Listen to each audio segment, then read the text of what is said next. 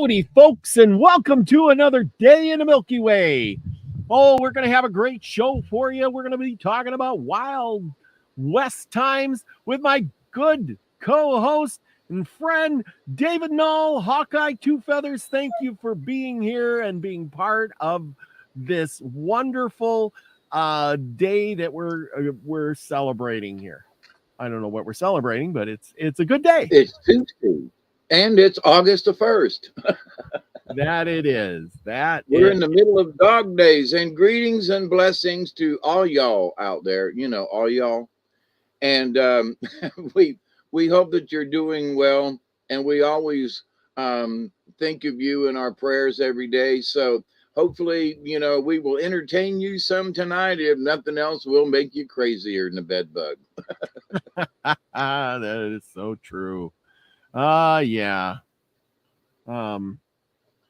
And everybody's piling in. We got lots of going on. Thank you all for showing up tonight because we have a story for you. I've been, as I go through, I get all these old books and then I scan for the good nuggets so you don't have to.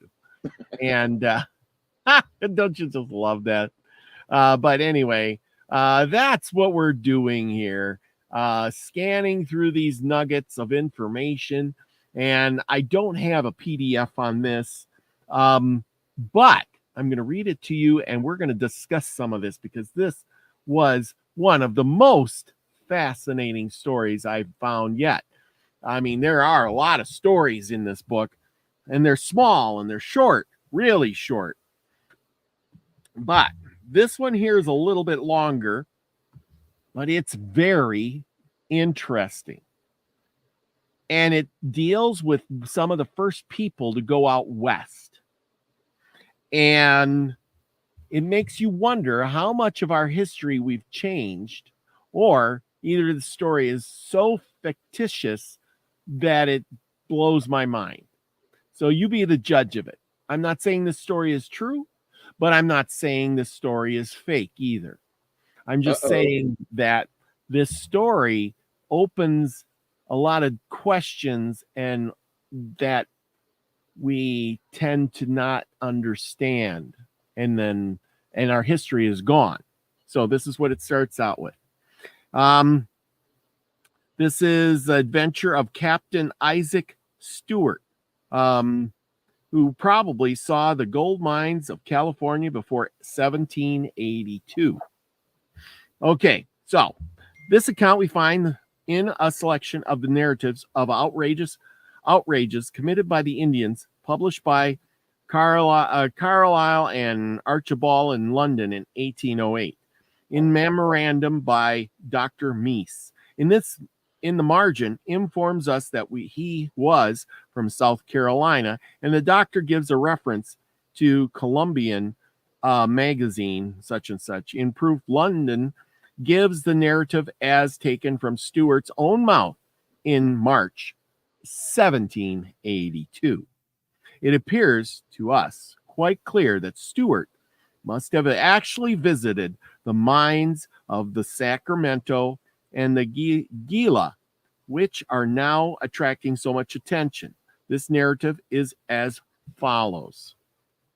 I was taken prisoner about 50 miles to the westward of Fort Pitt, which I think Fort Pitt's in Ohio, about 18 years ago by the Indians, and was carried by them to the Wabash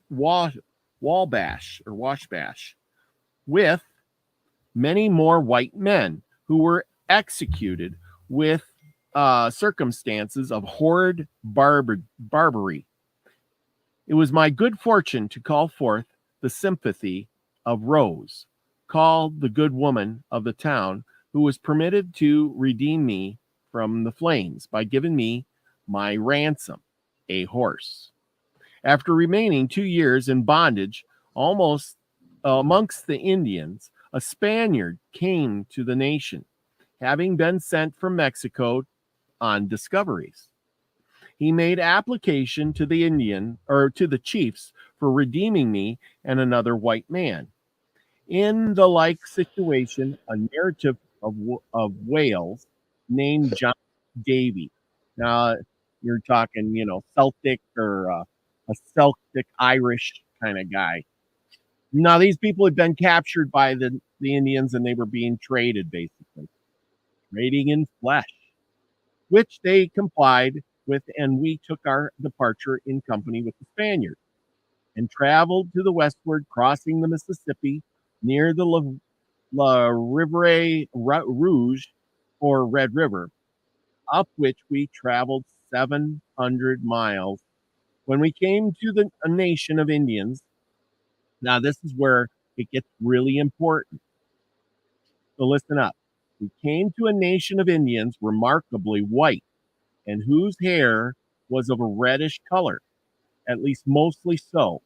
They lived on the bank of a small river that empties itself into the Red River, which is called the River Post.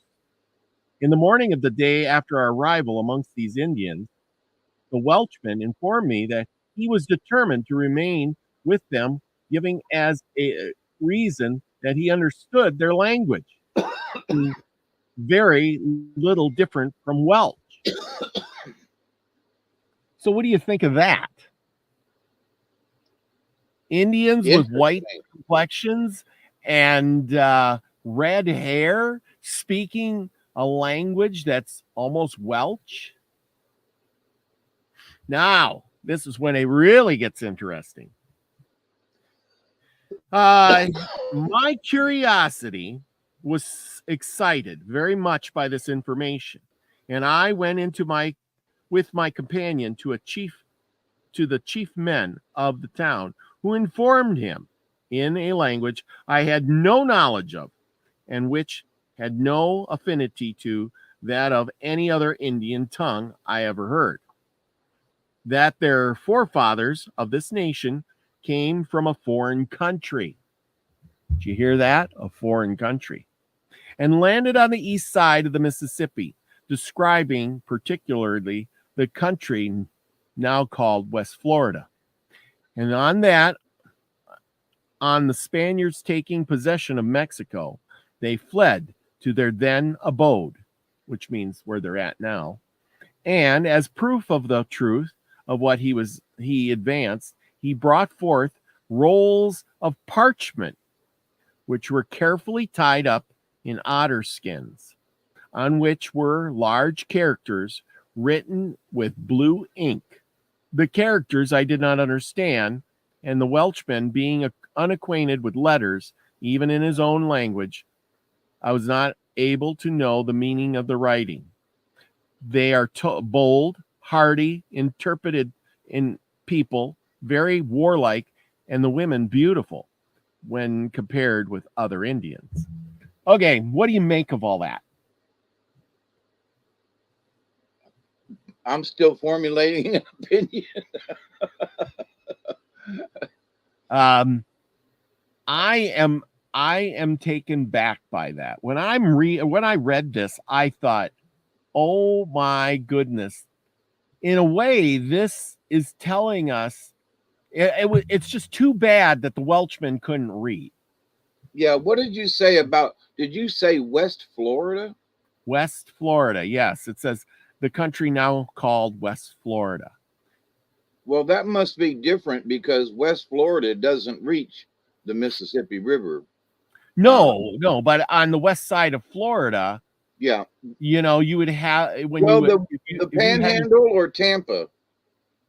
I'm just being the devil's advocate, because West Florida, it could mean the peninsula, or it could mean all the way over to Pensacola, because that's where West Florida is now.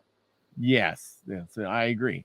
Well, and here's the thing: is it's somewhere up in there, and but what it is it's the west part of it. Let's just say Florida. My brain was contemplating the west side of Florida. They must have went up the Mississippi, because the Cajuns came over and ended up in Louisiana, and there were different, of course, I think we talked about it a couple of weeks ago, where you know, there's used to be evidence that the Egyptians had come over and Yeah. had been up the Mississippi River.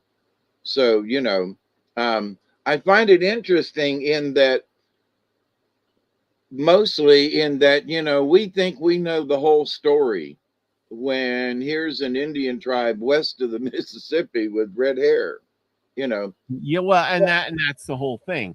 Is this guy was one of the first to go out that way, and you know, And make it back, let's say. yes, and tell the story, live to tell Right. the story. And here's the thing: he's going out, and these Indians, the Indians are showing him writing, and we all know that most of the Indians didn't write, and these Indians apparently didn't write and read or write either, except that they had papers, but they didn't know how to decipher these things because it was so old and so ancient. You know what I'm saying? Yeah. And they were paper on paper, right? On paper. Yes, we know the Indians didn't have paper. So it's saying the proof of the truth of what he advanced. He brought forth rolls of parchment that were carefully tied up. So these were old, and they were, paper, and he wrapped them in otter skins to keep them good.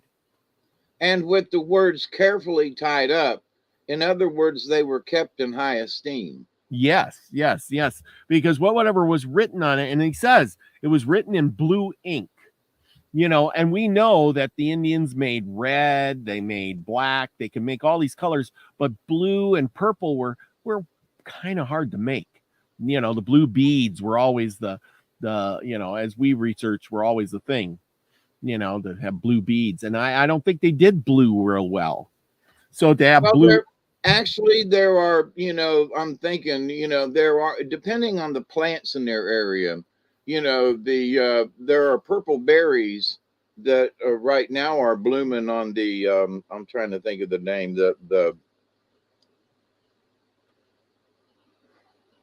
anyway, they're blooming now, a bunch of purple berries, and they will absolutely stain your fingers purple. So I guess it would depend on where you were as to where you could get blue or purple. But it wasn't impossible to get blue or purple, especially purple, but it might have been a little bit more difficult to get blue. Yeah. Okay, well, that's a good thing to know. But still, even so, you're talking poke salad. I'm sorry. Poke salad right now is like 5-6 foot tall around here, and a bunch of berries on the end, and don't eat them. But they do make an interesting an interesting color. Anyway, go ahead. I'm sorry. Well, I mean, it's just the part of, here's these people with fair skin. Oh man, we're getting rain again. We've had some big rainstorms here.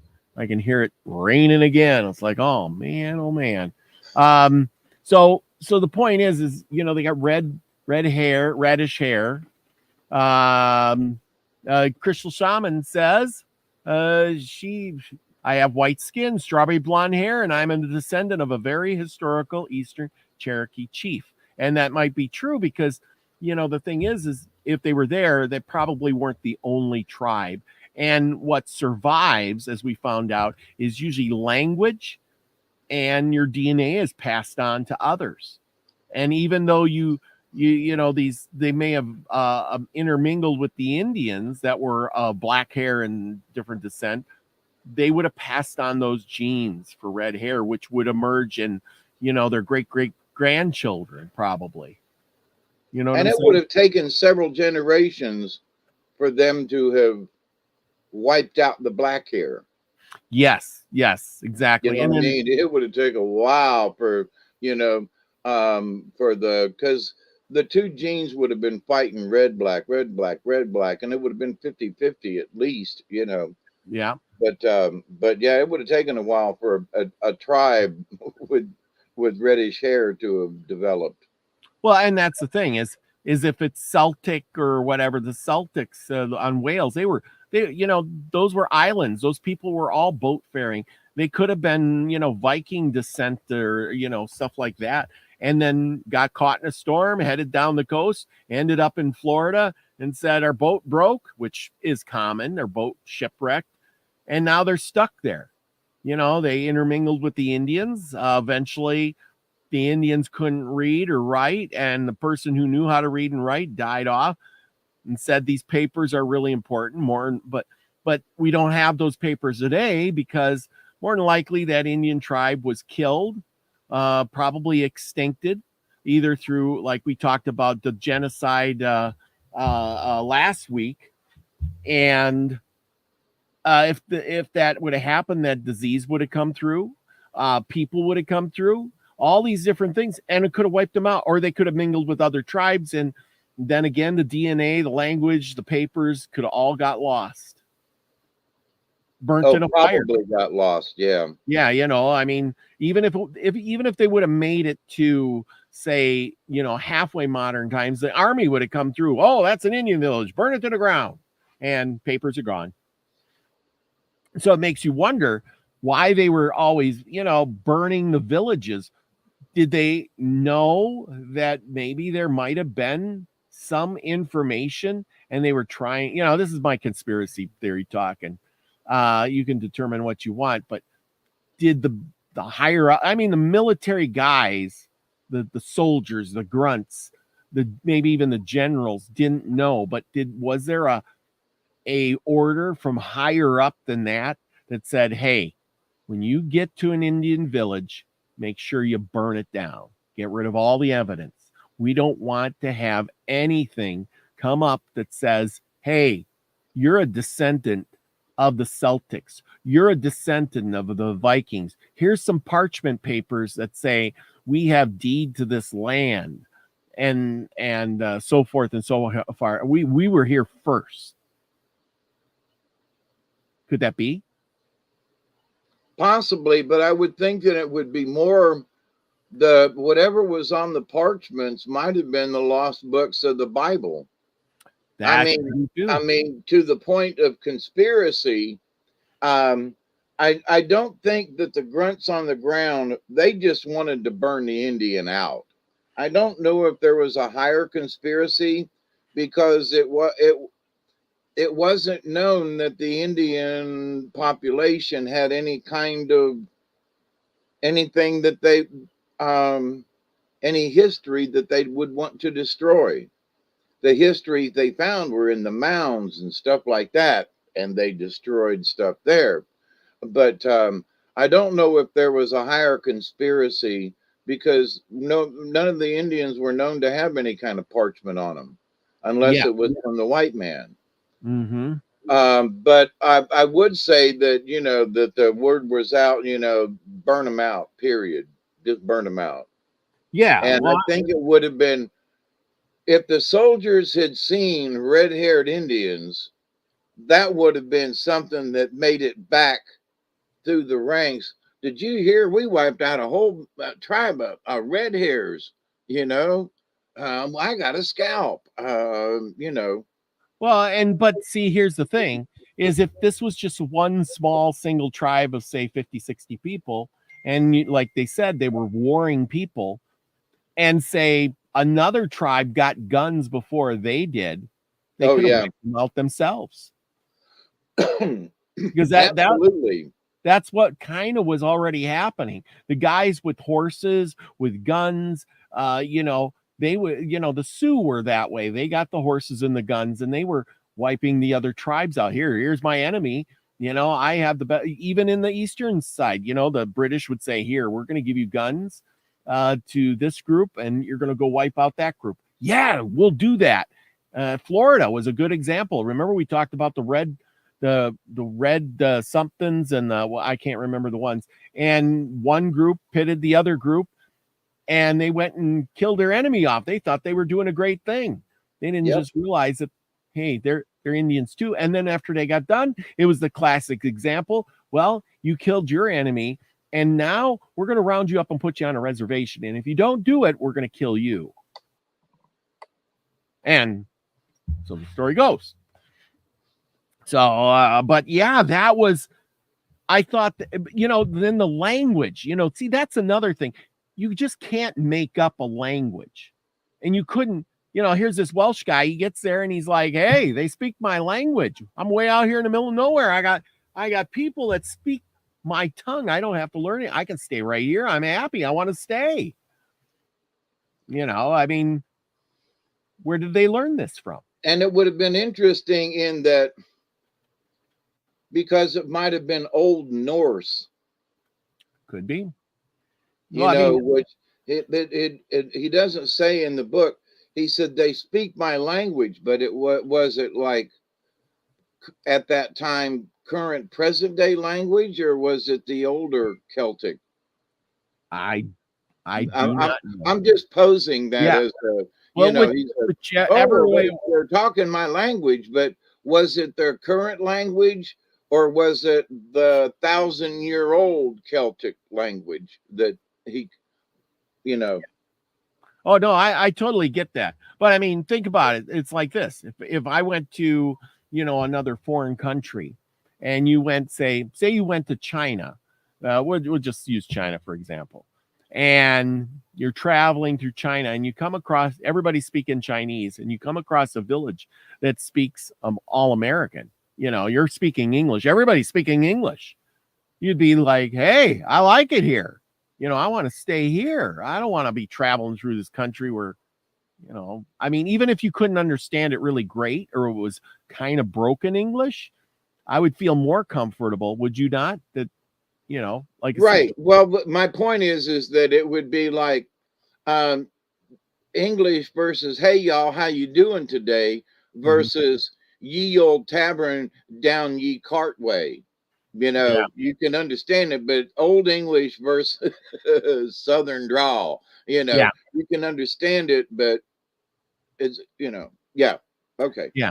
So anyway, I thought that was super interesting because, this guy is one of the first guys out there. He's out there in 1780s, and he's way past the Mississippi. This is way farther than Cortez or, De Soto or any of them guys had gone. And okay, so it goes on. And he's up the Red River. Yes, the Red River. So somebody I'll look it up on a map here in a little bit. We left this nation after being kindly treated and requested to remain among them, being only 2 in number, the Spaniard and myself, and we continued our course up the waters of the Red River, till we came to a nation of Indians called the Wyandots. Now, we've heard of those before, that never had seen a white man before, and who were unacquainted with the use of firearms. Duggar. Okay. They never seen the use of firearms. This guy is out there before Lewis and Clark now. On our way, we came to a transparent stream. Transparent means really clear, which our great surprise we found to descend into the earth. Now, this is strange. Like I said, some of this is almost like, is it a fairy tale, fiction, or is this real? But I found most of these stories in this book to be pretty real, so I don't know what to say. We found it to descend into the earth, and at the foot of a ridge of mountains disappeared. It was remarkably clear, and near to it we found the bones of 2 animals of such a size that a man might walk under the ribs, and the teeth were very heavy. Now, what do you make of that? Dinosaur. Yeah, that's what I'm thinking. I mean, this guy, he's describing, I wish there was a better account of this, but I only have this small portion, but the point is he's accounting for an animal that was so huge. And what do you think of that part? I mean, what do you make of it? I know this is the first time you had to think about it, but what do you make of this? Oh, well, they found a lot of dinosaur. They still find dinosaur bones out west. But I would think that what we know about dinosaurs and mastodons, especially, that there were, ooh, the woolly mammoth, okay, an elephant. Well, to an elephant, you could just about walk under his rib cage, to elephants today. So I don't really find that too surprising. The Well, fact that it was just laying out on the ground, but we have back in the day, they found stuff just lying on the ground, well, dinosaur bones or a bone sticking up out of the sand, and the rest of the dinosaur is underneath. And they found a lot of dinosaur stuff when they were, and they still do in some areas where they're digging for phosphate and stuff down in Florida, Bartow, Florida. Back yeah. when I was a kid, they had a giant. We rode over there because they had dug up prehistoric bones, and there was there was a mastodon outside of the building of where they had this a museum type thing set up, and that was in the 60s. So Yeah. Well, but anyway, so that doesn't really surprise me too much. well, but it just, to me, yeah, I agree. I agree with you. This is where I was history going gets. to say, but what if it was a giant? I mean, like a person giant, but an animal? Okie doke. Yeah, and then they're talking about how big the teeth are. So say it's a mammoth, because they say mammoths died out, 12,000 years ago. Yeah, but a mammoth wouldn't have sharp teeth, so that No, puts it no, in a different category. never said it had sharp teeth. He says, we found the bones of two animals of such size that the man might walk under the ribs, and the teeth were very heavy. Heavy. Oh, Heavy. where'd I get sharp from? I don't know. That's why I had to read it again. Thank you. But heavy. But if it was a mammoth, that would be like, they got them big, giant, heavy looking teeth. They're like molars almost, And I'm thinking, and the tusk. and the tusk. He didn't say tusky, but then would he know what a tusk is or Right. whatever? Or maybe the Indians took the tusk by this time. And it doesn't say if it had double rows of teeth or nothing. Crystal Shaman said didn't. Yeah, giant. But what if, here's this thing, it died, and then the ribs are sitting there, you see in the movies, and and the rest had rotted away, and people took and did stuff with the stuff. But anyway, because the locals would have probably made use of those bones or the skull or whatever. You never know. Well, here, And I'm assuming he says that they find these bones. I'm assuming that they're old bones, but yes, they had to be old. Well, but not I mean, necessarily. That's my other point about this. Oh, well, they're old dinosaur bones laying around. Yeah, but what if they weren't really that old? Well, but that's what I agree with that. But here's the thing: how long do bones last? We know that if you put a bone out there and it's huge, it's going to last a long time. But as being a dinosaur bone, it's not going to be sitting there for millions and millions and millions of years, because it would just rot away eventually. It would break down, become dust again. The thing is what if it was a mammoth?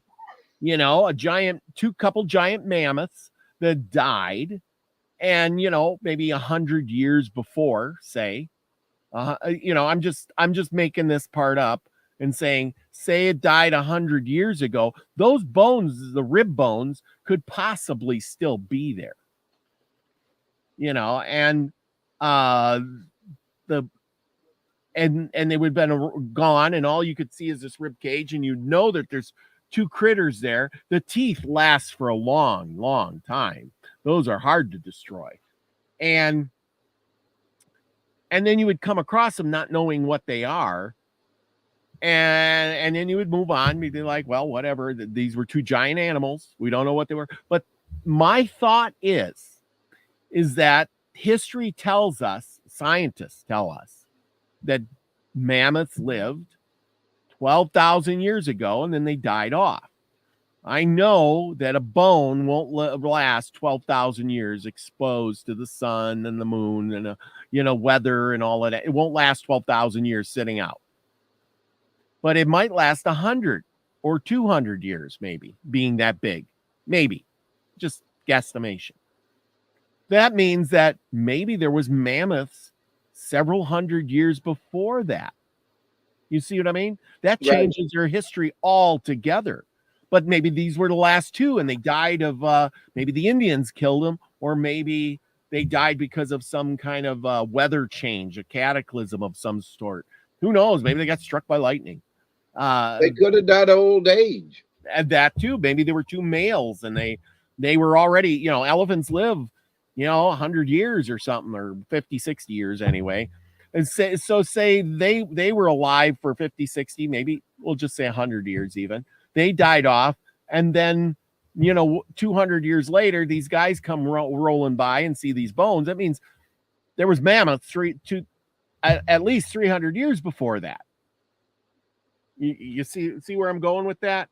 In a way, Yeah. I'm kind of putting these puzzle pieces together because they're finding these bones, and as the people started going west, they might have cut these bones up and use them as building a cabin. Hey, look, we can cut those bones down and use them as a cabin, or I can make a windbreak, or I can use it as a plow in my field. They're so big. We can make a wagon out of that bone. You see what I'm saying? And they would have been gone. Never to know anybody know what they are. Because the Indians didn't care. They ain't gonna make anything out of them. Yeah, but bones are really hard to work. Yeah, but I mean, It's really hard to work. So unless it were tusks or implements or something, I don't think that they just could have cut up the big bone. It's just too difficult to do. well, like I said, Remember, they're working with, they don't have any metal tools at that time that far west. So, well, but I mean, when the white man came, the white man when the white man came, but that's what I'm saying. The Indians left them there, and that's why these guys found them. But as the white man moved west, the first white man to find that would have said, I'm going to cut that down. I'm going to make a cabin out of it. I'm going to use it as a plow. It's hard as a rock. Or some of those earlier things were literally taken back on wagons to the Smithsonian. That could be too. And we would have never heard a word about it. Never heard of them. So because they were collecting stuff a long, you know, scientists were collecting stuff for a long time. Yes. You know, and like, ooh, let's bring this back because there was some British collector somewhere, or French, you know, that wanted this huge bone from the Americas as part of his collection. Yeah, well, you know, and Saturnian Sun says, as the Earth warmed, hairy elephants disappeared. And that's true. Well, here's the thing. And so the Earth is warming, and we think that the Earth just warmed up 10,000 years ago, but maybe it started warming up a lot sooner here or later here. And, you know, and this is just remnants of it. Like I said, okay, we're going to move on here. So now they find these giant. I want to say something about the earth warming thing. Okay, go ahead. Because, you know, everybody shows the woolly mammoth in the Ice Age. Yeah. Yeah. Okay, dummies. What does an elephant eat that's buried 3 foot in the snow? That's right. What sustains a woolly mammoth? I'm sorry. Oh God, it was, you know, but the buffalo are hairy. You know, wait, well, so why couldn't the woolly mammoth run right alongside the buffalo? Exactly. Oh, they had long hair. So does the buffalo. And compared to a cow, you'd go, oh my God, they're so hot. How can they make it through the summer? Cows are smooth skin, you know. Oh my God, the comparison. So, but this idea that the woolly mammoth could only have existed at the Ice Age, to me, is redundantly stupid. Yes. What do they eat? Yeah. Polar bears eat other mammals and stuff, and in the ocean and things. But a woolly mammoth, do you know how much an elephant eats? A lot. So these pictures of the mammoth in the Ice Age, they would have died the first year. Yes. Yes. So Exactly. anyway, I think woolly mammoth roamed all over the place and it had nothing to do with the ice. Okay. Yeah. It No, had I agree. nothing to do with the ice. Put that in your head. It had nothing to do with the ice. Yep. And this just kind of proves it in a way that they were still probably here. There was something that happened, and maybe that's why there was so many buffalo out there, because there was no mammoths to eat the grass either. So, when you get rid of Well, one species, the and other one there's a takes lot the. of grass. There's a lot of grass. And Yeah, there's a lot of grass. exactly. Plus, mammoths would eat the treetops too, because they reach up there with their tusk and they pull down the branches. They eat the branches, things like that. Well, consider this, that the woolly mammoth, the amount of poundage that is required to maintain an elephant, it would have had to have been some type of semi-tropical thing, because just roaming around out there in the prairie wasn't going to get it, because they would have just had to munch all the time. And like elephants, they didn't need to eat leaves and treetops and stuff and forage for other things. But for you have to understand it, in order to keep one of them buggers, and if there was a herd of them, imagine how much they would need to eat on a daily basis. Well, So this well, idea that they're living in the snow does not make it. well. The thing They is, would have had to have, just think elephant.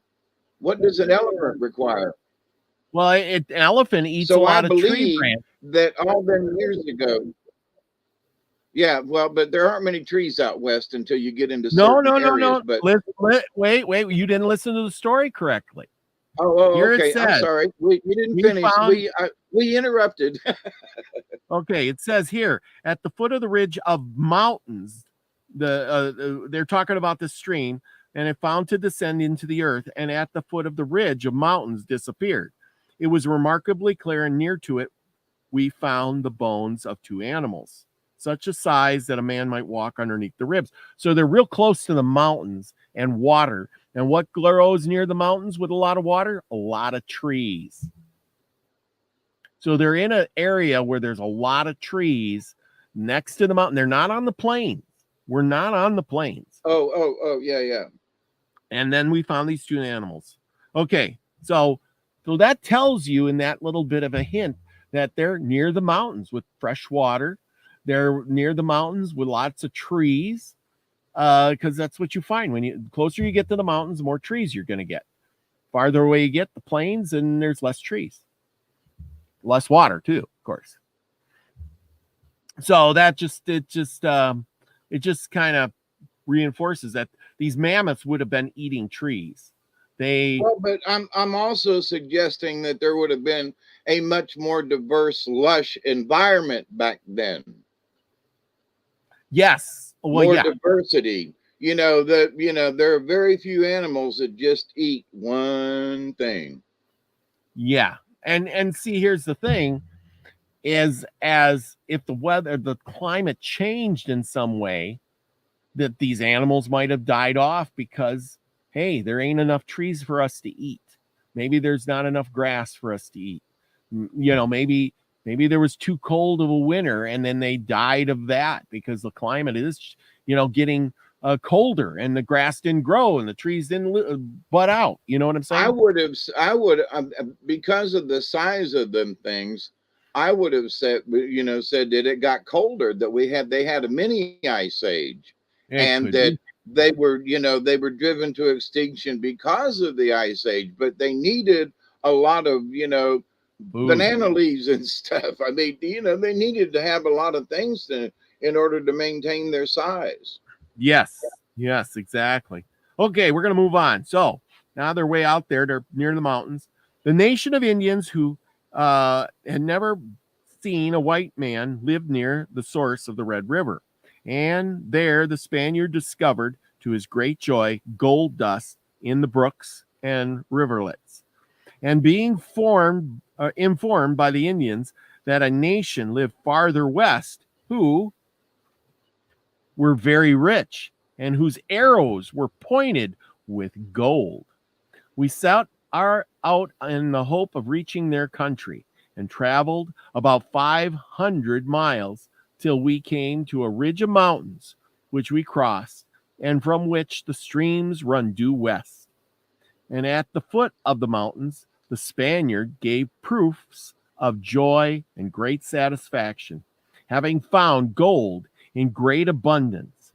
I was not acquainted with the nature of ore, but I lifted up what he called gold dust from the bottom of the little rivulets issuing from the cavities of the rocks, and it had a yellow cast and was remarkably heavy.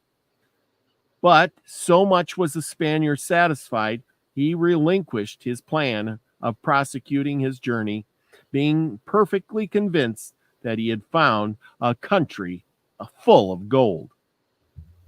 On our return, he took a different route, and when we reached the Mississippi, he went in a canoe to the mouth of the Missouri, where he found a Spanish post. There I was discharged by the Spaniard, went to the country of the Chickasaws, from hence to the Cherokees, and soon reached 96 in South Carolina. And that is the story. So, we know he made it out to the mountains, somewhere out there where there's gold, and we know that California is full of gold, Oregon and all those states there. I'm going to Google the Red River. Where does the Red River? But did you know that the first gold rush was in North Georgia? Yeah, you told me that once. And that some of the purest gold in the world is in North Georgia. Wow. It's not as abundant as it is in California, but yep. Oh, I didn't want Red River Supply. Having panned many a stream in North Georgia. Yep. And I found some gold too, tiny little nuggets. Really? Yeah. Really? Little flakes. Nothing that you're going to get rich on, but I got them upstairs in a vial somewhere. Some of these little flakes that I'd found over the years. Okay, let's see. Red River. You can spend all day and find one flake of gold that won't buy you a sandwich. And you can't, well, you could eat the gold, but Okay, let's look at this map and we'll discuss some things here. Okay, this is the best I could do on the Red River. And the Red River is, at least this Red River, goes in through Texas and into the Cristo Mountains in Santa Fe. So that's Santa Fe, New Mexico, right? Yeah. So here's the Mississippi River. I can't get this any bigger without blowing it up. Well, what they went up the So here's the Mississippi, and did you say they went up the Missouri? No, I said that they came down and went down the Missouri. Yeah. So he was up here by the Red River. I wonder if there's another Red River. Yeah, because think about where they were. If they were up the Mississippi and then up where, so they would have been a lot more north and west from that location. Yeah. I'm thinking they were out this way, and because they came up the Mississippi, or they went down the Mississippi. They went on the Missouri River, which would have took them this way, and then they would have been out here somewhere in Colorado or maybe Idaho. I don't know. I mean, they were definitely out here. They never said they made it to the ocean. So whatever it was, it had to be in this general area, which is a lot of mountains out here. And they never said it was dry and arid. So see, I think something. Anyway, so it had to be, in these areas, Wyoming, Colorado, Idaho. Maybe it was in Idaho. They find a lot of gold in Idaho too. Because he said he went 500 miles, 700. They went 700 miles. And if the Red River runs this way, if I can find this is the Red. Is this the Red River? Red River.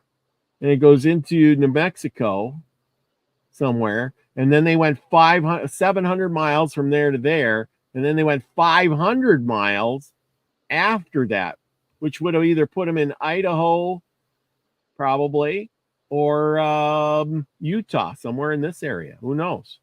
Yep. So I just saying, people. I don't know for sure. I wish I could do more study on that, but hey, it is what it is. I mean, it's just interesting to know that they were seeing these things way before Lewis and Clark were, a thing. And they were there first. But there is a thing about Lewis and Clark where Lewis and Clark were sent. One of them, maybe it was Lewis, was sent by Jefferson to look for Celtics or peoples who've already made claims to the United States. Do you know that? Right. Let's see here if I can Google it. Good.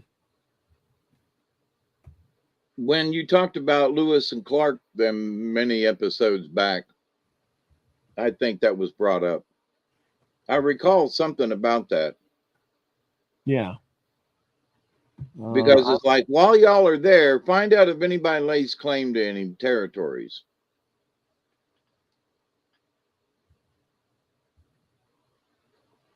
But since it wasn't written down, none of the Indians had, they didn't have proof of ownership.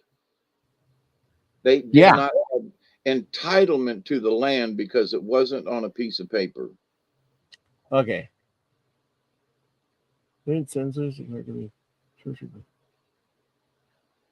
Okay.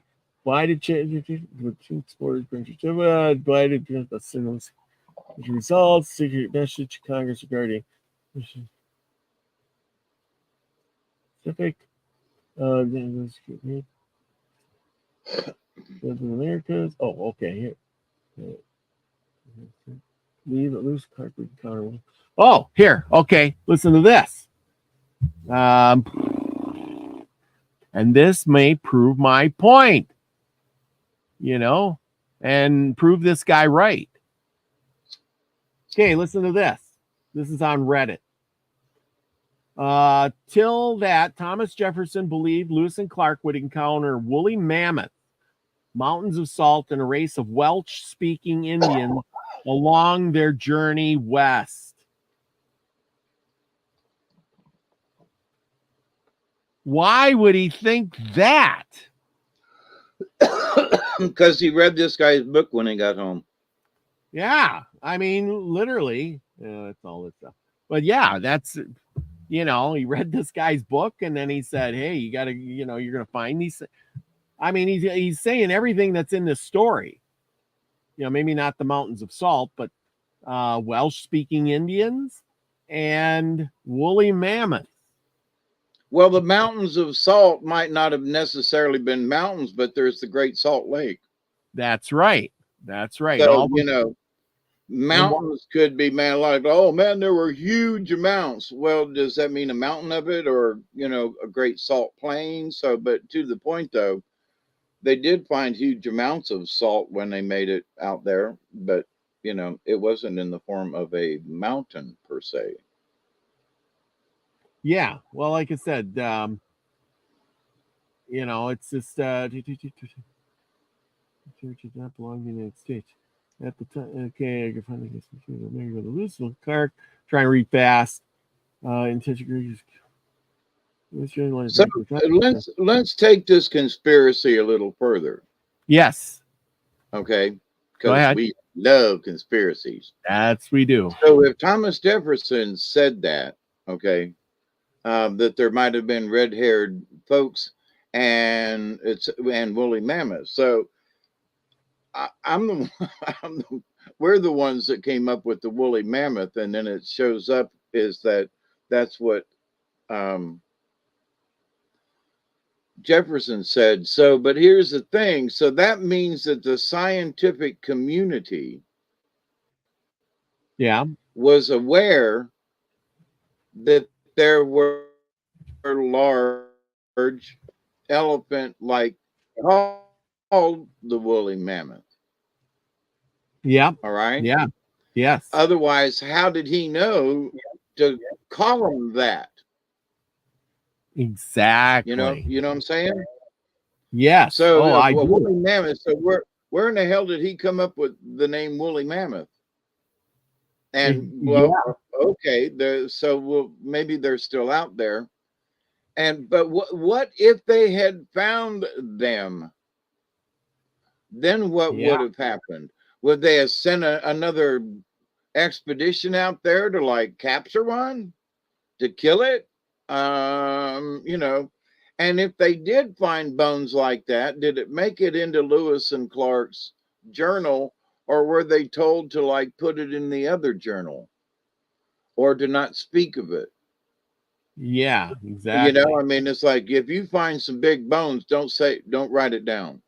You know, Exactly. you know, there is that conspiracy too, because he sent them out to find to to look for possibly a red-haired tribe of Native Americans. So did they write that down? But Jefferson wrote it down. Yes. The fossil species. Oh, What okay. word there? I mean, it says that you know he said to look for this and but you know what else did he instruct them to do or to look for or I mean what was this the CIA's version of it? Oh, yeah, exactly. Lewis and Clark notices collections of fossils of transcontinental expedition are meager. Wealth of materials returned to expedition. Nonetheless, explorers did make some finds and observation. The first fossil they found was observed on 10th of September 1804 in southeastern South Dakota. Clark, who reported it in his journal. Okay, I'm going to share this, guys. Sorry. You might as well see what I'm reading here. But yeah, just for shits and giggles, he did find something. And it says here, the expedition it reported his journals mentioned Clark, who reported in his journal without mentioning who saw it, wrote below: island on top of a ridge, we found a backbone with the most of the entirety a laying connected for 45 feet. Those bones are petrified. Some teeth and ribs also connected. Actually, these were not the remains of a fish, but a Mesozoic aquatic reptile, which since the early 1820s has been called a plesiosaur. It is believed that some of the fossils are now in the Smithsonian Institute. Oh boy, you were right. Um, Found fossils known to survive from the expedition today. Did not mention it in his journal. He did not mention it in his journals. There you go. But the data were recorded by Lewis on a tagged and accompanied by a specimen to Philadelphia. There you go. There you go. Gas's discovery was near Soldiers River, which flows in Harrison County of Iowa. And we know now stated, dated in Cretaceous period, blah, blah, blah. The point is, now, I don't know about you, but you don't just walk along and find a giant laid out fossil on top of the ground for everybody to see. You know what I'm saying? Yeah, but that's basically what happened. Yes, but that's not how, you might find a bone or a Oh, right. It's piece not or very something. common. Right. Exactly. Yes, exactly. That's the whole point. You're not going to be walking. I'm out here in the West, and you just don't walk along and go, wow, look at that big giant fossil laying out there. That's a giant plesiosaur. Look at it. It's 45 feet long. No, it just ain't gonna lay out there in the sun and the wind and the rain, for a million years. You know what I'm saying? Yep. It was petrified. Yeah, but even so, to see that laid out like that would have been unbelievably like the luckiest find ever. You You know know, what also would have been if you had never heard of that type of a critter or something, to have found bones yeah, 45 feet long. I mean, that's yeah, longer than my house. That would have terrified somebody. yes, yes. Like, is there uh Lads Mountain in Bartow County, there were prehistoric bones found in Mm-hmm. Bartow County, Florida, or I'm Bartow County, Georgia. not sure. I know I'm Lady Spitfire lives up in above Macon, I Oh, okay. think. But anyway, but um so yeah, I was being a conspiracy theorist and like he might not have wrote it down. So Yeah. apparently he didn't. But how would you write something like that down if you were like, holy crap, what Yeah. did we just holy shit, Can you imagine the report? I came back. We found bones of 45-foot creatures laying on the ground. See Yeah, here, Max says land does wash out it out, or it was not long ago that the creature died. That's my whole point. right, Because if a creature died, the bones, just like the guy was describing in this book, that the mammoth bones or whatever bones they were, the ribs were so big you could walk underneath them, and they were still there. They weren't petrified because they would have washed away by this time. They wouldn't been there. You don't find just bones laying on the ground. They're in rock. They're all crusty, and it's not like you just think, oh, I'm walking along and I seen a little thing and I brushed it away and there's this big bone and it's all petrified. It's in perfect shape. They got to do a lot of work to get that bone out, chip away all the mud from it and the things, and then they put it in plaster and all that, so that it's not like you think it is. But anyway, the point is they were finding bones then, right. and my theory, and then they sent, and of course, what did it say? Smithsonian Institute came along and picked them up, just like you said. And so hence the story continues. And like I said, I think our history is so messed up. And there were expeditions to pick things up. Yes. There may be records within the Smithsonian that there was a special expedition to go out and pick up these bones, but it might not be in anything else. It might not exist in any other type of publication, only within the Smithsonian's records. Well, look So at that guy. It'd be like going to the Vatican. Exactly. It's like, remember that guy they always talk about, Kincaid something or other, and he went to the Grand Canyon and found the Egyptian tomb there, and then he came back and he told his story and they printed it in some papers, and then he was working for the Smithsonian Institute, and next thing you know, nobody knows where the cave is, nobody knows where the relics are, it all disappeared. And to this day, everybody's searching for that lost tomb of the Egyptians. Well, they sent teams of men out there to find that stuff, load it into boxes, and get it the hell out of there, close up the cave in any way, shape, or form, and we will never see it or hear from it again. And that's the end. Right? Yep, and there are supposedly sections of the river that are closed off, and so to get into the Grand Canyons in and of itself is it was rumored that the Smithsonian dumped a bunch of stuff in the ocean. Yep. Yeah. And so just to get rid of it. But yeah, no, I thank you, Max. I really think that a lot of that stuff is the Smithsonian is covering up history. And like I said, this guy in this book, but you don't hear these stories because this book is from the late 1800s.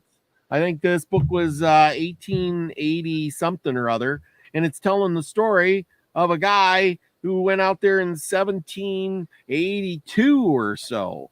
And I don't see the copyright on here, but this is from the early or late 1800s. I think it was 1880 or something crazy like that. Says let's say when the copyright date is. It's called The Thrilling Adventures Among the Indians, the most remarkable personal narratives of events in various Indian wars of the United States. Like I said, it's just crazy. There's no printing date on the front of the cover. On the front, no, I couldn't find. I can't find one right now. I got to be real careful with the pages because they're very delicate. Okay. I thought you said it was early 1800s. Well, it has to be. I know it's in the 1800s. I know it's if I can find something here. But it was talking in here when this printing was in the 1800s in the story. Because it says according to when we started reading this, it says, hang on, I gotta be careful with these pages, people, because they're brittle. They're real brittle. It says here, it's talking about this in March 1782. That's when he's giving the account, okay, from his own mouth in March of 1782. That means years prior to that, he was out there. And then it says here, it's talking about he visited the mines of Sacramento and Gila, which are now attracting so much attention. Well, when did Sacramento start being attracted attention? 1849, the 49ers, everybody was going to. So this book had to be wrote around, the 1850s or 60s, say. I would say. Or earlier is what I was supposing. Well, yeah, it had to be wrote around that time anyway, when in Sacramento and they were going there for gold. But this guy here, he's saying he was there way before. It says here, it says this was published, or that this original story is published in 1808 in memorandum by Dr. Meese. And anyway, so like I said, that's where I got the early 1800s. It was, so they had printed a story that it might not have been part of the book. Yes, it wasn't part of this. There was a story in 1808. Yeah, and that's where this story comes from. Is that, and when did Lewis and Clark go west? They went in 1803 or 1804 or somewhere like that. 1803, 4. So they were out there at that time. So these guys, he's giving the account in 17. But he could have made it home and told these stories, is my point. Yes. Where did Jefferson get his idea that they were redheaded Indians? It could have been from somebody who had made it back, is my point. Yes, exactly. And so there you go. Like I said, it just, makes me want to go and do a lot more research on it. Max says the Smithsonian Institute is a trust instrumentally of the United States, lawfully created by Congress in 1846 to exercise the authority of the United States in carrying out the well, anyway, and I think it has to do with carrying out the responsibilities that Congress undertook when it accepted the request of James Smithsonian to found at Washington under the name of the okay. So come on, Max, anyway. Type quicker. Yeah. Anyway, that was but still all is good. It's been around for a long time, and I think that Lewis and Clark found these things. They reported them, and then they sent people out there to pick them up or destroy them or get rid of that. So there you go. And also too, whether they got rid of it on purpose or not, but they were collectors back in the day. I mean, the British Museum of blah blah blah, they've been stealing things from the Egyptians and all around the world, to take it to Desert Rose. I'm a redheaded Indian. Cool beans. So,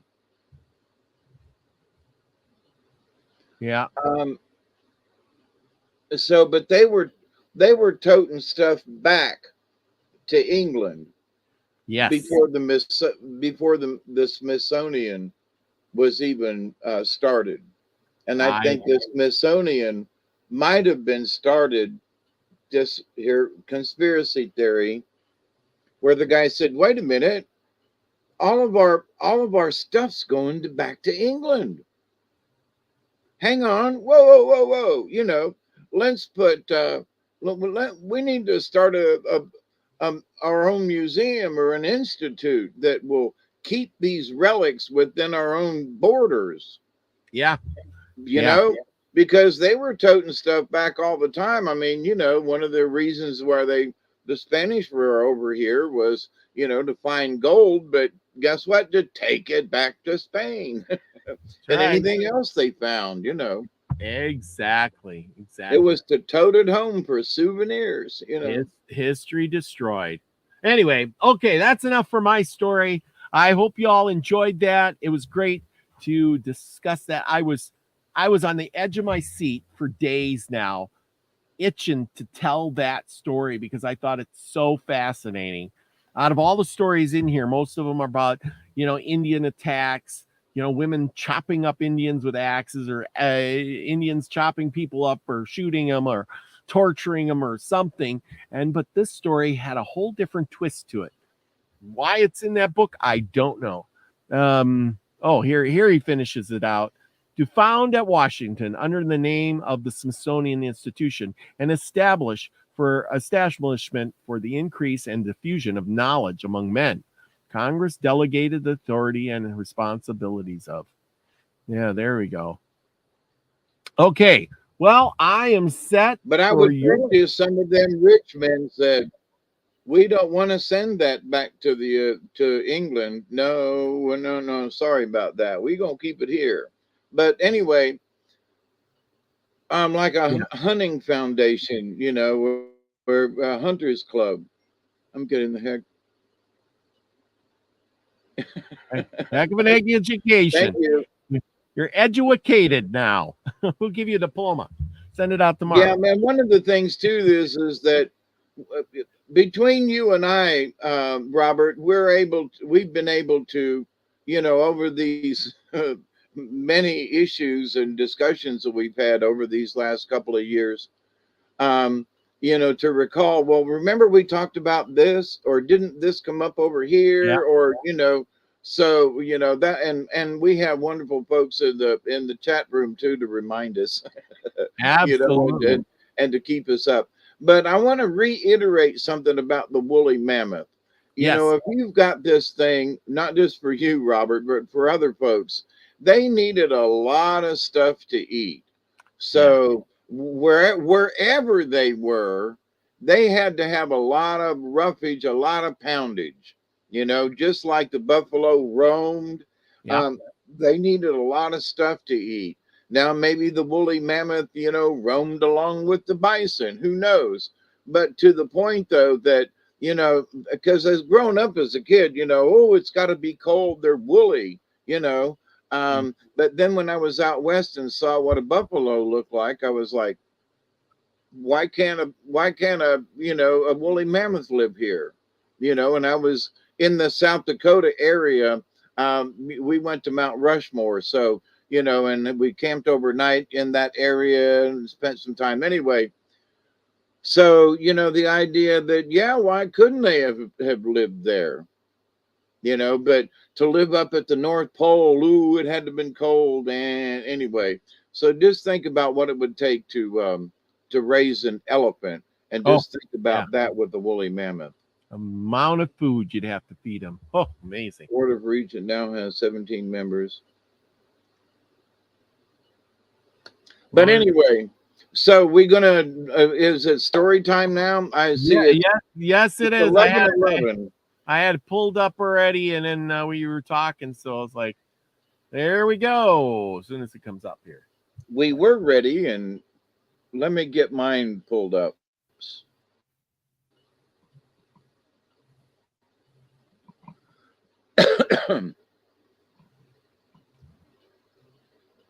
Wow, that's. I think I want to thank everybody, Max, Desert Rose, all of you guys for chiming in and giving us some great information. Participating.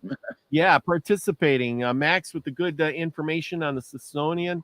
Lucky, you got some good stuff. Aaron's Energy, you got some good stuff too. About I got to look into that America Unearthed. I remember seeing that show, and that guy, he does good stuff. Yeah, I like that. You know, but anyway, Musgrave Griffin's in the house. Thank you. Bet you And it's we always appreciate y'all coming and hanging out with us. That's right. That's right. Tonight's story brought to you by That's right. is called Tree Worm and his mother-in-law, Barkworm. Our characters are he, the woodmaker, a large tree worm, Hyandonis, she, shingled hair. Oh, that should be interesting. Ga'a, ear enter, barkworm. Gaiu, and meteor, Gazionditha. And those are my pronunciations, and I'm sticking to them. I have no idea if that's correct.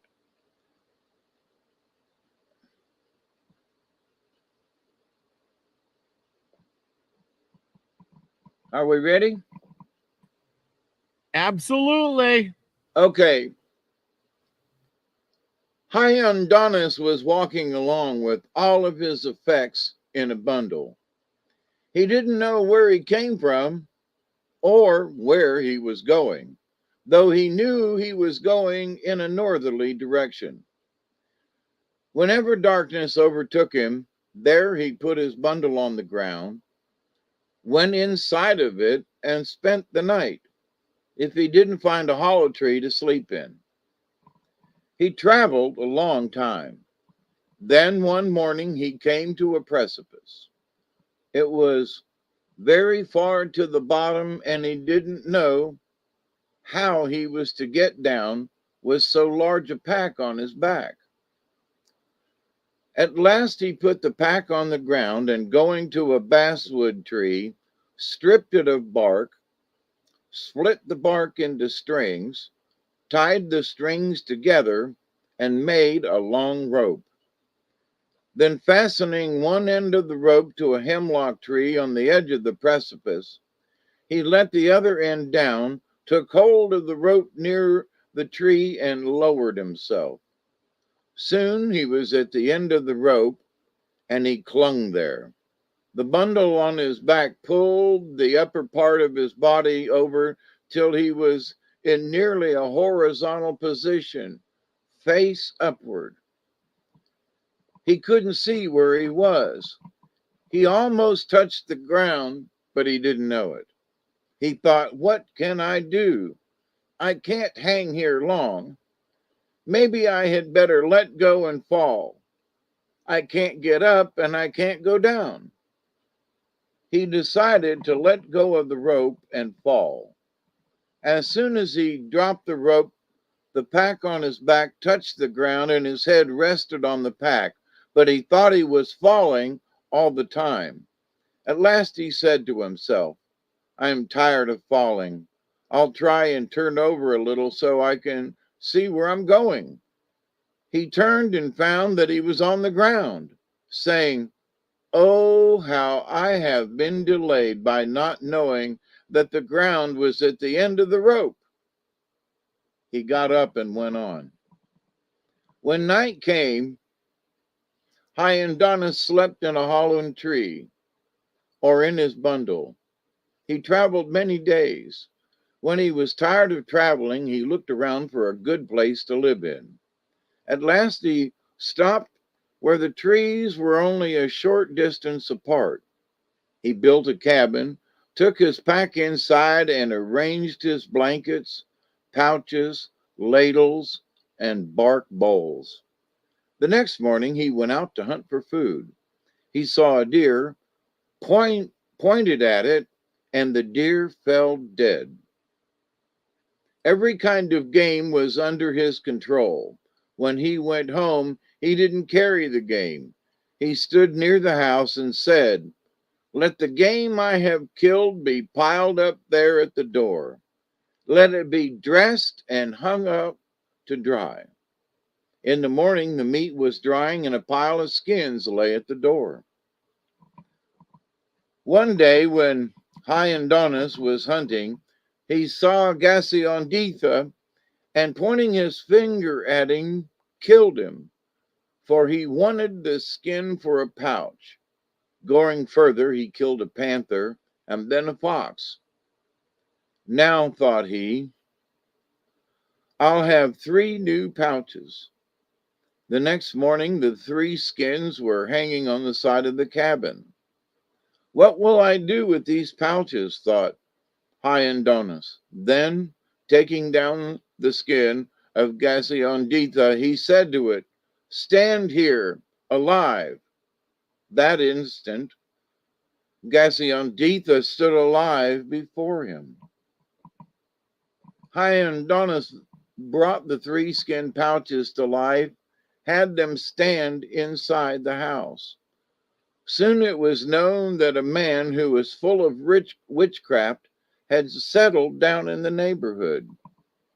That if he wanted to kill an animal or a man, he had only to point a finger at them. People were afraid of him. Not far from Hyandonis' house lived a woman and her 3 daughters. The woman was full of witchcraft and had come there to settle down because no one wanted to live near her. One day, this woman said to her daughters, "We will grind corn and make bread." Each woman had a pounder. Soon the corn was flour and the mother made it into bread. Then she filled a basket and said to the eldest daughter, "I want you to go to Hyandidas and see if he will marry you." The girl, whose name was Diondonis Nigo Yengaias, started with the basket.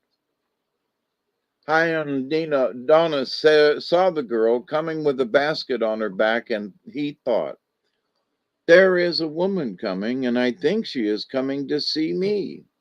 I wonder if she wants to marry me." Then he said to his pouches, "Gassionditha, go over there and stand by the tree. You, panther, go and stand a little nearer this way. And you, fox, stand at the door." When the girl was near, Hyandonis began to smoke his pipe. She walked along with her head down and did not see Gassionditha till she was right at his side. Then, looking up and seeing such a fierce person, she turned and ran. As she ran, the bread fell out of the basket, and when she reached home, she had lost it all. "What is the matter?" asked Barkworm, her mother. The girl was out of breath and couldn't answer. Hyandonis laughed and watched the girl till she got home. A few days, the mother said, "We will grind corn and make bread." The girls pounded corn into flour, and Barkworm made the flour into bread. Then she said to her second daughter, "Take the basket and go to Hyandonis. Your sister is a coward." Hyandonis saw the girl coming with a basket on her back and said, "Here comes another woman. She will soon be spilling her bread." He stationed the pouches as before. The girl came with her head down till she reached Gassionditha. Then, looking up and seeing him, she said, "I am not afraid of you," and went on. She passed the panther and came to the door of the cabin. In the doorway stood a man switching something against the door. The girl was frightened. She screamed, turned around, and began to run. And as she ran, she spilled the bread out of her basket. Hyandonis laughed and watched the girl till she reached home. A few days, Bark Woman said to her daughters, "We will try again." She made bread, filled a basket with it, and said to her youngest daughter, "You know Gaia, you must go this time. Don't notice anything or be afraid of anything. Go straight into the house." When Hyandonis saw the girl coming, he said, "It is strange how little these women care for bread. There is another one coming, and when she gets near, she will turn and run, spilling her bread as she goes." When the girl came to where Gassion stood, she looked at him, and then she gave him a bow, and he fell to the ground and was nothing but a skin pouch. She treated Panther the same way. When she came to the door, Fox stood there. The wind was switching his tail against the door. This had frightened the second sister, but Gaia was not afraid. She struck Fox, and down he went, nothing but a skin pouch. When Hyandonis saw the girl knocking down his guards, he thought, "She will come in. I will get my pipe and pretend to be an old man." As the girl pushed the skin door aside, she asked, "Where is Hyandonis?" No answer. She asked again. Then an old man sitting there said, "It seems to me that I hear a woman speaking." The girl spoke louder. The old man looking up and said, "I don't think he is at home. I don't think he will be here for 10 days. "Very well," said the girl, "I will come in 10 days." And she went home. At the end of 10 days, the girl set out again. When Hyandonis saw her coming, he said, "Now I will be a little boy." This time the girl paid no attention to the pouches. She went straight to the door and stood there. "Come in," said the little boy. She pushed the door aside and said, "Where is Hyandonis?" "He went out a little while ago," said the boy. "He has gone to the other side of the world." "How long will he be gone?" "He said he would be back in 10 days. At the end of 10 days, Hyandonis saw the girl coming and he thought, "I'll be invisible this time." The girl went into the house and put her basket down. Seeing nobody, she said, "I will wait a while."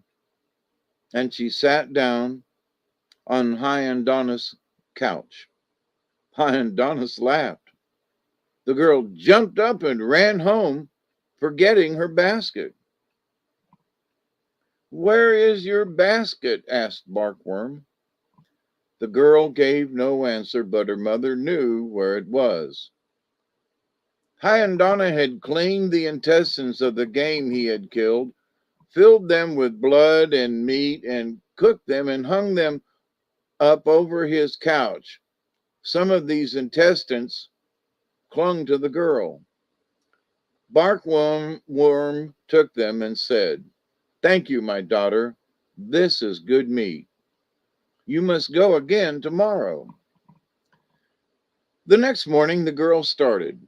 When Hyandana saw her coming, he laughed and said, "I think this time all the intestines will go." She found him in his real form. He asked, "What were you doing with the basket you left here yesterday?" "It was full of marriage bread. My mother sent me to stay with you," said the girl. Hyandonis did not drive her away. He ate of the marriage bread, and that made her his wife. The next day, Ga'a said, I want to go to my mother. You can go, said her husband. Old Barkworm and her two elder daughters were evil minded, poisonous persons. Barkworm now began to give her youngest daughter as much power as possible and to instruct her how to control Hyandonis. You must make him come and live with us, said she. When Ga'a came back, Hyandonis looked at her, and right away he knew she was going to try to control him. Each time she tried, she failed. But she went often to her mother to get more powerful in witchcraft. Hyandonis wondered why she acted this way. At last he said to himself, I will destroy all of her people. The next time she started for her mother's, he followed, circled around, got ahead of her, and reached the old woman's house first. He sprang into the house and said to old Barkworm, I am here to fight with you. They were fighting when Ga'a came. She stood to one side, powerless to help either her husband or her mother and sisters. Hyandonis killed Barkworm and two of her daughters. Then he said to his wife, Go off a little way. She went, and he set fire to the house. It blazed up high and then burned to the ground. When the fire died down, something among the coals popped. A horned owl flew to the trees and hooted. A second pop and a screech owl called out. At the third pop, a common owl flew to the top of a tree. Now we will go home, said Hyandonis. The woman stood still, looking in one direction. She was dazed. He pulled her along by the arm and said, Come home. Then she started. The minute the old woman was killed, people, even at the edge of the world, knew it, and a shout of joy was given that sounded all over the world. Hyandonis put saliva on his hands, rubbed his wife's head, and pulled her hair, which till then had been short, and right away it became long and beautiful. Now they lived in Hyandonis' house and were happy. The end.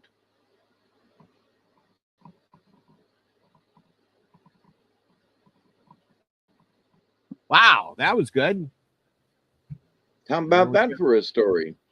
That is a good story. Sometimes them mother-in-laws. Mm-hmm. Yep. Oh, there you go. Mother-in-law. Steve's in the house. Hey, good to see ya. Good to see ya. Let's see. Aaron's Energy. Got a good night. Max Vision, thanks for coming. Good night. See you tomorrow or Saturday night for your Saturday night show, I hope. Maybe sooner. Yep. Good night, everybody. Yep. Witchy Moon says she found a baby owl today. Well, that's pretty good. Is that good luck? It must be good luck. Harry Potter stuff there. It depends on the Indian tribe. Most Indians were afraid of owls. Yeah. Oh, really? Yep. Because they're silent birds and they always brought news.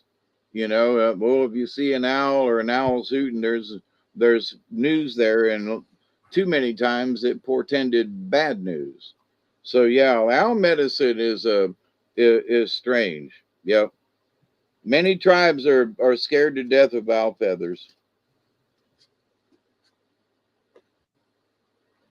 Huh, interesting. And not necessarily owl itself, but what owl represents. Mm-hmm.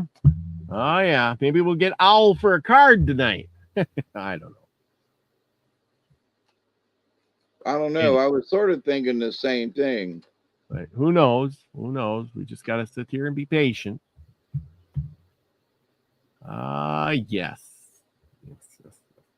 Anyhow, but no, I'm really thankful that we can look back and we got this history. Like I said, I spent a lot of money on old books to dig this stuff up because it just blows my mind. It's like even these books, like even these stories we read, you know,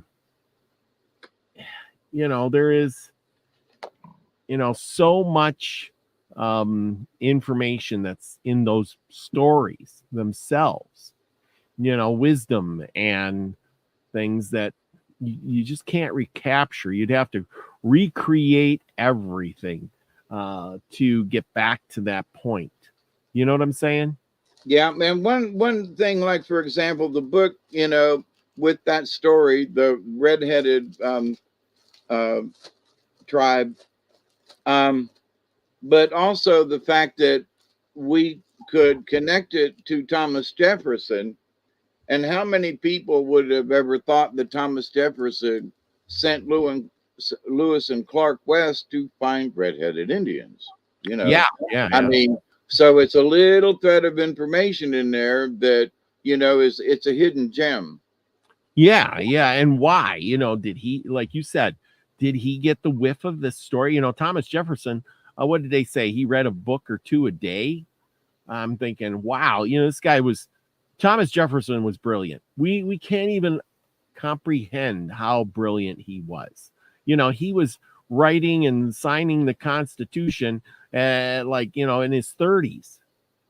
I think, so that he was still very young. And I wonder how old he was.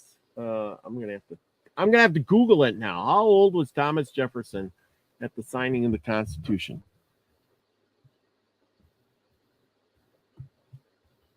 I know he wasn't that old.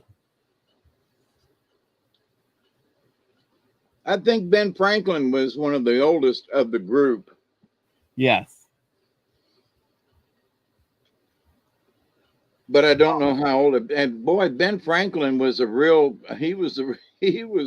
scoundrel. Oh, okay. Here on July 5th, July 4th, 1776. Some were older, like Thomas Jefferson, who was 33. John Hancock was 39, and Benjamin Franklin, who was 70. Oh, really? He was that old? Yeah. Yeah. So Thomas Jefferson was like 33 years old when he was he was one of our founding fathers. John Hancock, 39. Franklin, he was an old man at that point. Yeah. Yeah. Crazy. Who's this guy?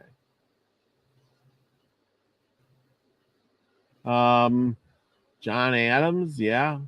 I don't know how old John Adams would have been. John Adams was kind of old. Trying to find out. But anyway. So I guess I'm just old enough to write the Declaration of Independence. That's right. You're right in there with Benjamin. Right in there with Benjamin Franklin. Did he sign the Declaration? Yes. Yes, okay. He did.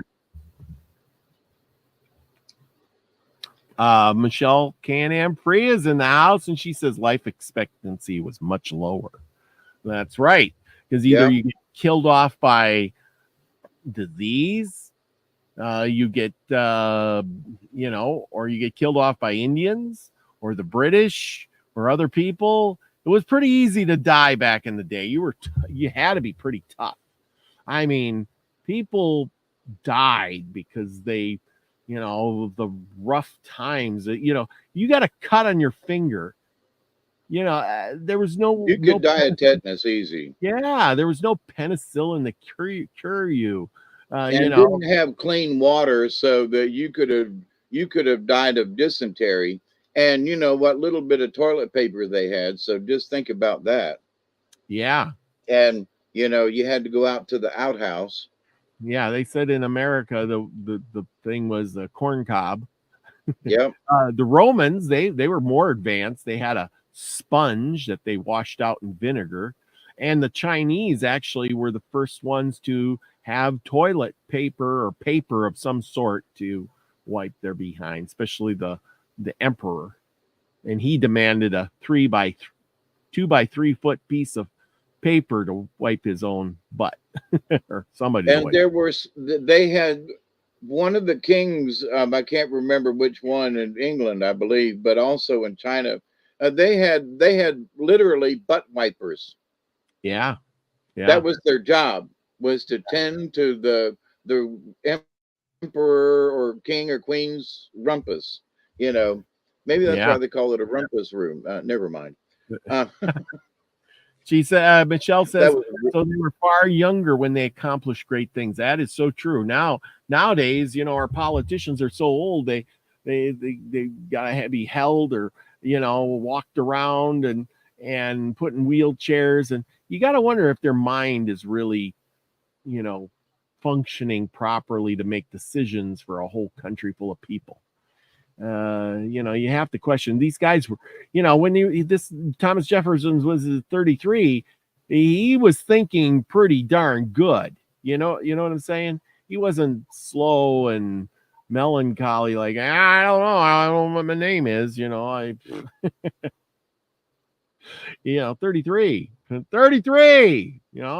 vibrant, young, you can get out there and run the mile kind of deal.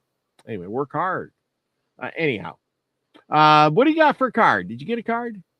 Yep, I pulled two of them, and they're both upside down. And one is Dragonfly, which is number 27, and it's Illusion. Now, we've had Dragonfly before, and it's interesting, and I shuffled them good too. But Dragonfly is the illusion. So Yep. Dragonfly breaks the illusions, brings visions of power. No need to prove it because now is the hour. Know it, believe it, the Great Spirit intercedes, feeding you and blessing you and filling all your needs. So, Dragonfly medicine is of the dream time and the illusionary facade that we accept as the physical reality.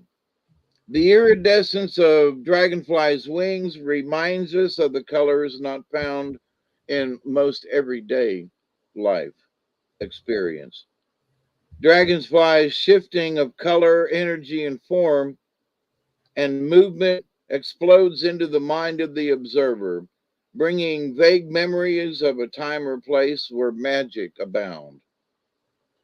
Some legends say that Dragonfly was once dragon, and that dragon had scales like the dragonfly's wings. Dragon was full of wisdom and flew through the night, bringing light with its fiery breath. Dragonfly is the essence of the winds of change, the messages of wisdom and enlightenment, and the communications from the elemental world. This elemental world is made up of the tiny spirits of plants and of the elements of air, earth, fire, and water. In essence, the world is full of nature spirits, as a lot of us know.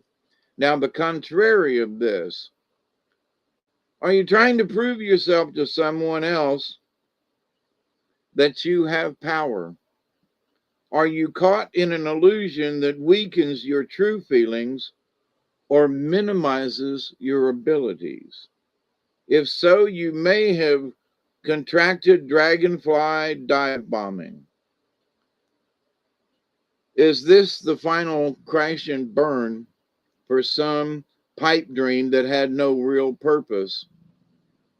Look within and feel the sense of self power and energy within yourself. Notice if this is ebbing. In other words, are you leaking energy? Basically.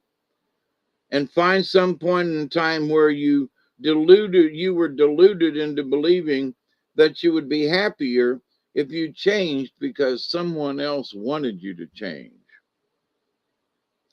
Misery is a prime clue that you lost your will and personal validity when you bought into somebody else's idea of who or what you should be. They want me to read this again. Misery is a prime clue that you lost your will and personal validity when you bought into somebody else's idea of who or what you should be.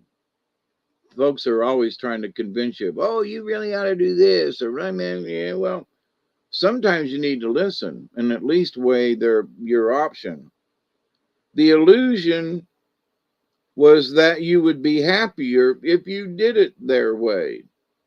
In forfeiting what you know to be right and true for you personally, you give away your power. It's time for you to take it back. So look in your life and see if there's anything. Now, sometimes it's not something real close. There's some folks who are listening to the war in Ukraine and they've given up their power in that. Oh, we're always going to be at war and and blah. And they, you say, well, I haven't given up any personal power. Well, yeah, you have, because you've lost it to this idea that that they have bestowed upon us. So be careful. You can lose your power in a lot of different ways. And one of the powers is the power to discern whether or not something's right or wrong. Rabbit is number 30. Rabbit is fear. Scared little rabbit, please drop your fright. Running doesn't stop the pain, nor turn the dark to light. Now, there's a long story about how rabbit, became fear. Basically, the story goes is that rabbit had a friend who was a witch, and the witch helped the rabbit out several times. It turned a stone to a turnip, and it struck a plant, and it turned to water. And rabbit was so afraid of the magic of this his friend that he eluded and just told his friend, look, I don't want to see you again. Well, this just was surprised and ticked off the friend so bad that the friend, who was a witch, cursed him and his family to always be afraid, and that they call fear to them. So if they're standing out in the middle of a field, rabbit will call hawk or eagle to come eat him. Here, come on, here I am, come eat me. And if that ain't good enough, he'll do it again. So rabbit is fear, but the card is upside down. So in the reverse position, the paralyzing feeling which rabbit experiences when being stopped is rabbit in the contrary position. If you have tried to resolve a situation in your life and are unable to, you may be feeling frozen in the motion or in the moment. So, we just had Dragonfly say, take a look at your illusion. And so, which is interesting because upside down, you may be feeling paralyzed in the situation. This could indicate a time to wait for the forces of the universe to start moving again. I know I talked about this a couple of weeks ago, and I said, sometimes sitting still is the answer. Sometimes you just have to sit still and let some time go by. And this is what this is saying. This could indicate a time to wait for the forces of the universe to start moving again. It could also indicate the need to stop and to take a rest. It will always indicate a time when you need to reevaluate the process you are undergoing. So Rabbit is saying, hey, stop a minute, reevaluate what's going on, And dragonflies, wow, the two of them really fit tonight. The dragonfly is saying, hey, look, be careful of the illusion. Simply put, you cannot have your influence felt until you rearrange your way of seeing the present set of circumstances.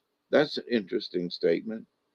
There was always a way out of any situation because the universal force does move on. It is the way in which you handle the problems that allows you to succeed. And that's very true. Take a hint from Rabbit. Burrow into a safe place to nurture yourself and release your fears until it is time again to move into the pasture clear of prowlers who want a piece of your juicy energy. So simply put, you cannot have your influence felt until you rearrange your way of seeing things in your present set of circumstances. Now, I know that might not fit everybody, but just pay attention to the universe and look at the signs. But Dragonfly is saying, be careful of the illusions, and Rabbits is saying, sit still. Yep. And observe what's going on. Pay attention to the illusion. Wow, wow, interesting. It is. It is very interesting. I mean, you know what? And that sort of fits with what we were talking about. Because the illusion, we have been fed an illusion, because, all Indians have dark hair, Yep. Well, maybe not. There's all these other things, that we have been told were true, when like the dinosaur bones. So there is that, so the paying attention to the illusion, that's really interesting, Yeah. Where did those dinosaur bones go? What dinosaur bones? That's right. They cover it up. I mean, the thing is we know that you're not going to find dinosaur bones laying all over the place.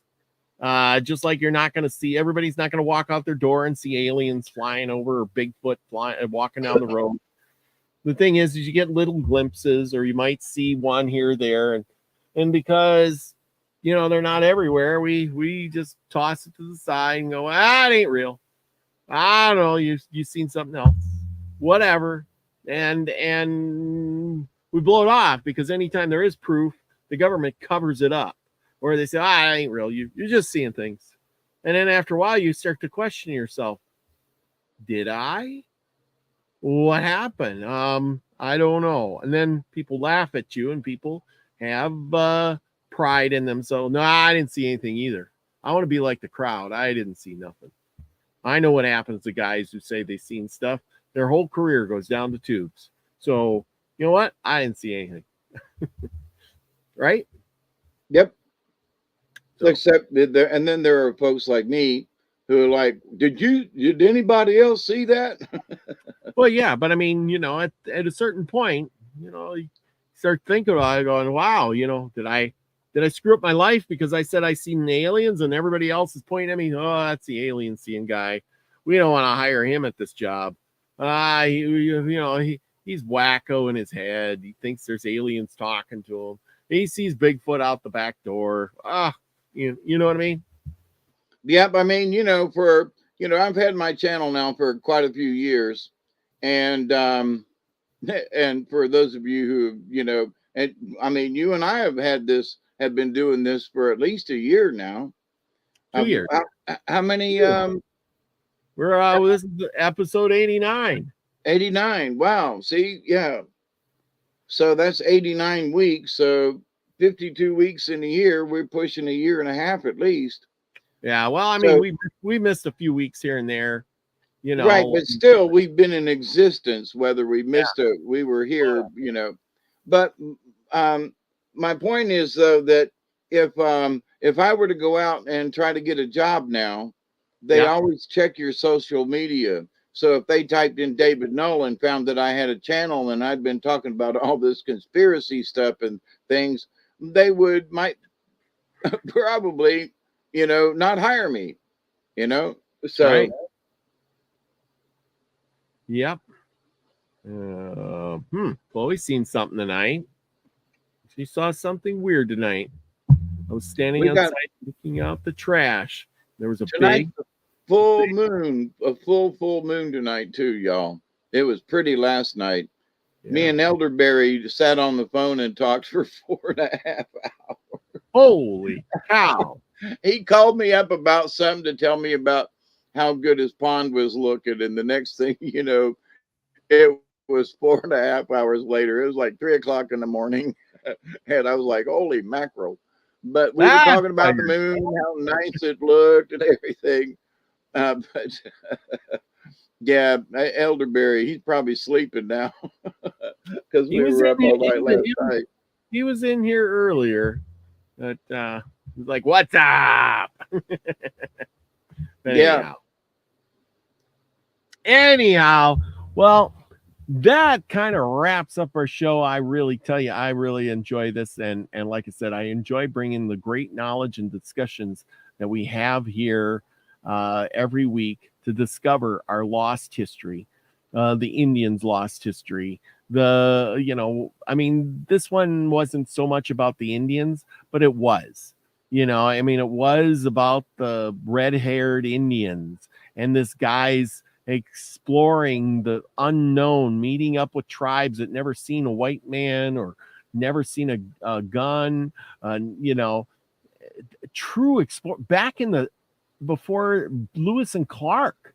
I mean, can you imagine? But thrill.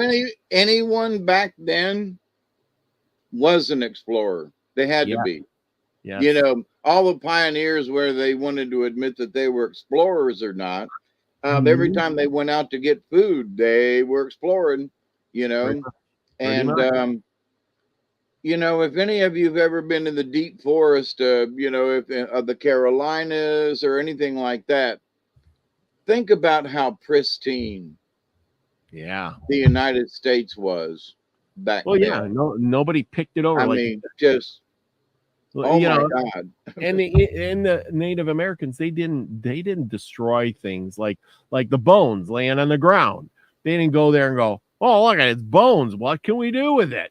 Let's destroy it. Let's pick it up. Let's wreck this. Let's no, live and let live. We need just this much to survive. We need food, water, shelter, things like that.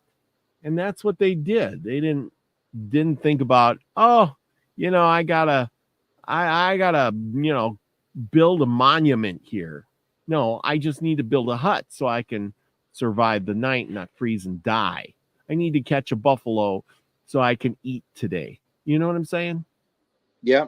I was watching a movie, and I can't remember which one, but they were up in Peru. And so, you looked around and they're panning around, the countryside there, and folks are literally still living in grass huts. Yeah, exactly. I mean, there are those who are living, but there are a lot of the native folks who are still living in the traditional grass huts. And they don't, and one of the things that they don't have are a lot of fires, because where do you get the firewood? So, folks that live up on top of this mountain, you watch these women walking up, and they're carrying sticks. It's because there's nothing at the higher elevations that they can burn. So, people don't have campfires at night because if they brought wood, it would be to cook on or with, but not to sit around and get warm by, Mm-hmm. So, but anyway, there are different cultures, but depending on where folks are living to this day, I mean, there are still folks that, that live up in Canada and up in there that are basically living in teepees, Yeah, exactly. So they're living the old ways, and the Aboriginals in Australia, in the outback, you know, they still just live out just the way they are. They don't make houses and things. They just sleep out under the sky and, you know, roam and you know, how many of us could do that? Yeah, I know it. I know it. But good for them. Hopefully, I have a few days off, and I'm hoping to get out there and do some camping this week, and at least one night. That's my goal. At least one night, and hopefully, I get to have a campfire. And I hope to bring my hotspot with me and do some straight video from the campfire on top of a mountain somewhere. That's my plan. Cool. We'll see if it happens or not, but I'm looking forward to it. I wished I was closer. Me and Duggar had come join you. That would be awesome. That would be awesome. But well, I'll at least be with you in spirit. That's for dang sure. That's right. I'll give you a holler and you can join me or something, you know, on the live stream. But hopefully it works out. Like I said, I got from now till Saturday, so you know, maybe it'll be either probably Thursday or Friday night, one or the other. We'll see what happens. But I mean, I got all the stuff. I just got to get out there and do it. Do it. I know I'm you know, interrupting. It's almost been 2 hours. But did you ever get your drone to fly? Not yet. I've been so busy with everything else. It's just sitting there in the box. So. Well, this week, if you're gonna go camping, it'd be cool if you played with your drone. It would. It definitely would. It would. Go play with your drone. It would be good to get some good shot. Anyway, thank you everyone for coming. Yeah, we love you all. Thank you so much. We do. And remember, go out, do something nice for somebody. It's a good time of year to wave to your neighbor. Get outside and take in some deep breaths. You know. The air ain't so smoky at this point right now, so just breathe it in, breathe it out, be happy you're alive, say hi to your neighbor, do something nice for somebody, and be the frequency you want to receive, everyone. Love y'all. Peace, everybody. Cheers.